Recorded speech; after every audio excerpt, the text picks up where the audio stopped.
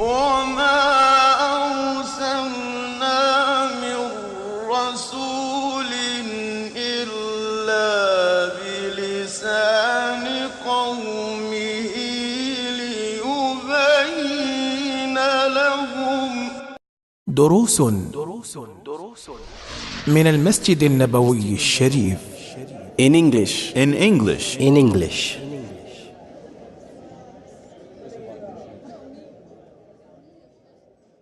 So here, it's almost like the Sheikh is mentioning a fourth scenario, and that is where either one is the same to him. Whether he fasts now or he makes up the fast later, it's all the same to him.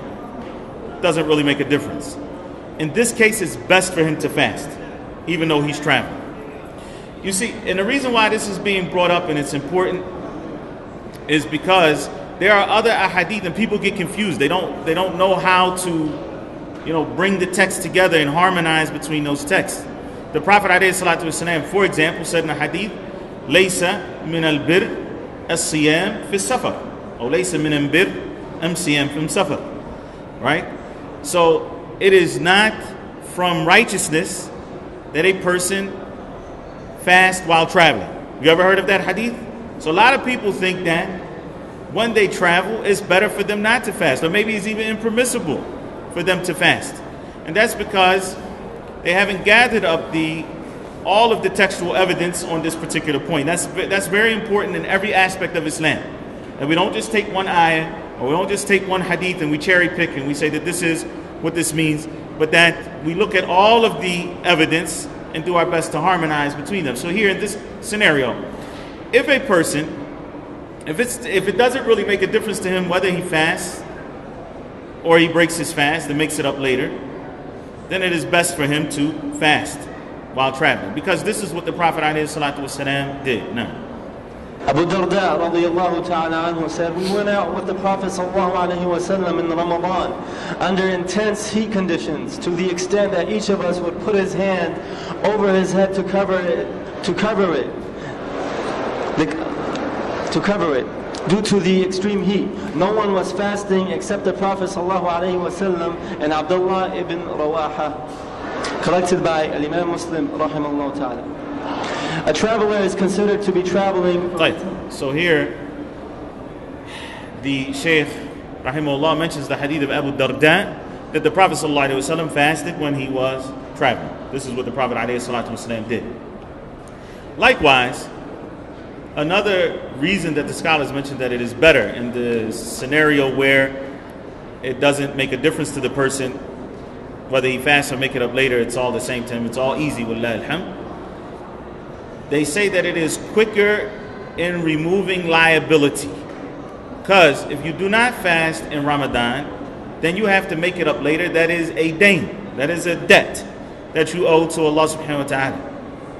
So if you just fast in Ramadan, then you don't owe anything. Okay? Likewise, if you fast in Ramadan, you fasted in Ramadan, and it's a blessed month that you won't find another time better to fast than in it. So these are some of the other reasons that the scholars mention, along with the fact that the Prophet ﷺ did. Like, I'll take questions now related to fasting while traveling and ill, because the Sheikh is about to go on to another point, and that is, what is traveling? What is the distance for traveling? How long can somebody be considered to be a traveler? We're going to deal with that next. So now, yes.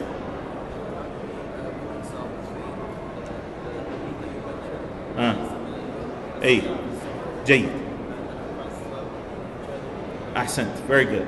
So the question is, how do we reconcile between the fact that the Prophet ﷺ himself fasted while traveling? Some of the companions fasted while traveling. Like, for example, the hadith of Anas ibn Malik radiyallahu anhu in Sahih al-Bukhari and in Sahih Muslim.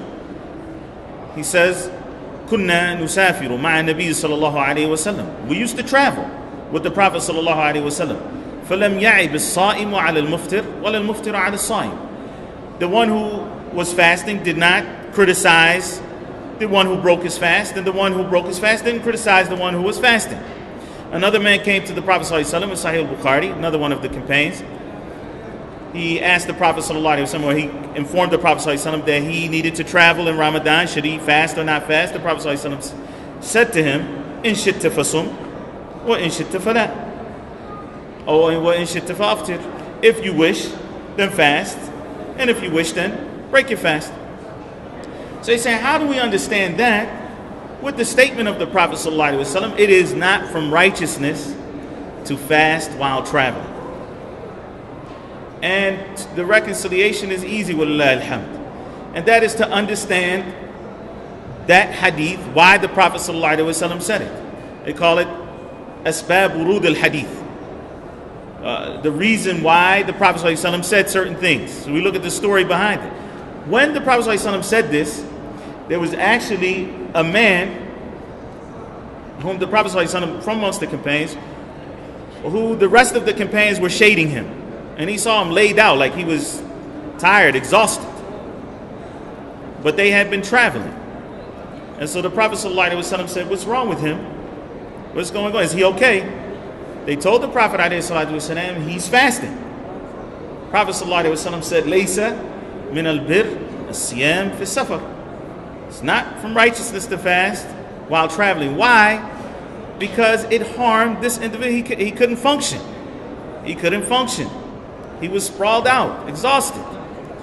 So what the scholars say is that though this statement is a general statement from the Prophet ﷺ, it is restricted to the person whose condition is like the condition of that companion whom the Prophet ﷺ was addressing when he said that hadith. And that's why we said that there are three scenarios. If a person is being harmed, it's haram for him to fast. If it's difficult for him, it's best for him not to fast. But if it's easy for him to do it, then in this scenario, he chooses between fasting and not fasting. Wallahu a'lam. Now, شهر رمضان الذي أنزل فيه القرآن هدى للناس وبينات من الهدى والفرقان